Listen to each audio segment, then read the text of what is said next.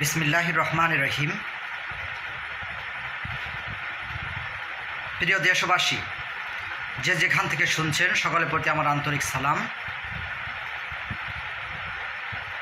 আজকে আমি যে বিষয়টি নিয়ে কথা না বললেই নয়, সাম্প্রতিক আজকে আপনারা দেখেছেন বিএনপির কেন্দ্রীয় নেতা রুহুল কবির রিজভী তিনি সকালে একটা বক্তব্য দিয়েছেন। তিনি বলেছেন শেখ মুজিবের ছবি বঙ্গভবন থেকে নামানো ঠিক হয়নি। বিকেলবেলা আবার তিনি এজন্য দুঃখ প্রকাশ করেছেন, তার এই কথার জন্য উড্র করেছেন। আসলে বিএনপির কি হয়েছে? তাদের নেতারা এরকম ধরনের বক্তব্য কেন দিচ্ছে? তাদের দলের নেতারা কি জীবন দেয় নাই? ইলিয়াস আলীকে কি গুম করে হত্যা করা হয় নাই?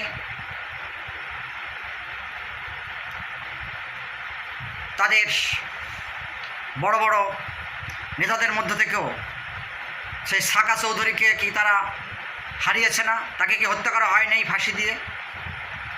তাদের নেত্রীর উপর কি মিথ্যা মামলা দিয়ে বছরের পর বছর কারাগারে রাখে নাই? চিকিৎসা থেকে দূরে রেখে রাখে নাই তাকে? কত নির্যাতন তাদের উপর করা হয়েছে। তারা সব কিছু কেমন যেন ভুলে গিয়েছে। ভুলে গিয়ে এখন তারা কী বলতেছে? তারা এখন বলতেছে সংবিধান সংশোধন করা যাবে না, রাষ্ট্রপতিকে অপসারণ করা যাবে না, আওয়ামী লীগকে নিষিদ্ধ করা ঠিক হবে না, ছাত্রলীগকে নিষিদ্ধ করা ঠিক হয়নি। সর্বশেষ এসে বলল যে শেখ মুজিবের ছবিও নামানো ঠিক হয় নাই। সংগ্রামী দেশবাসী,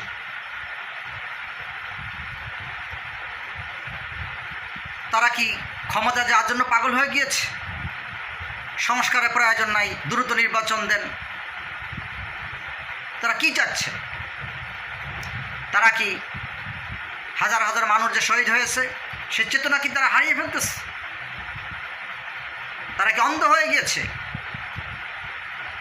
আমরা তাদের প্রতি অনুরোধ করব, আপনারা দেশের বৃহৎ একটি রাজনৈতিক দল, আপনাদের দায়িত্ব রয়েছে, কর্তব্য রয়েছে।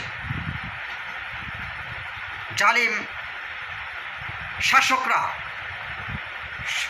স্বৈরাচারী যে শাসক নিপাত গিয়েছে, কোনো প্রকার আপনাদের আচরণে, আপনাদের কথা যেন তারা উস্কানি না পায়। আজকে তাদের কথার কারণে আওয়ামী লীগের পক্ষ থেকে বলা হচ্ছে গণতন্ত্র উদ্ধারের জন্য বিএনপির সাথে আমরা কাজ করব। এ ধরনের কথা বলার সাহস কীভাবে পায়? আপনারা বড় দল হিসেবে দায়িত্বশীলতার পরিচয় দিবেন। এদেশে কোনো প্রকার হানাহানি, মানুষের অধিকার লঙ্ঘন করা,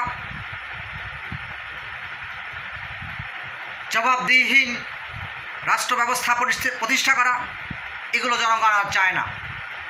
আমরা আশা করব, আহ্বান করব আপনাদেরকে, আপনারা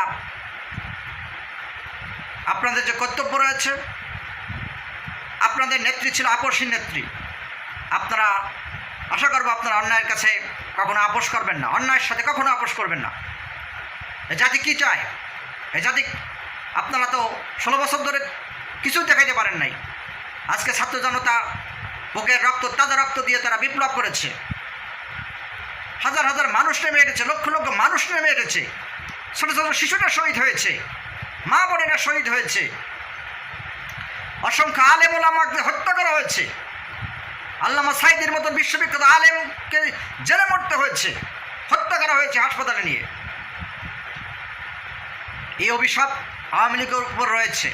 সুতরাং আপনারা এমন কোনো আচরণ করবেন না যাতে সেই পতিত স্বৈরাচারের উত্থান ঘটে। এটাই আপনাদের প্রতি আমাদের অনুরোধ।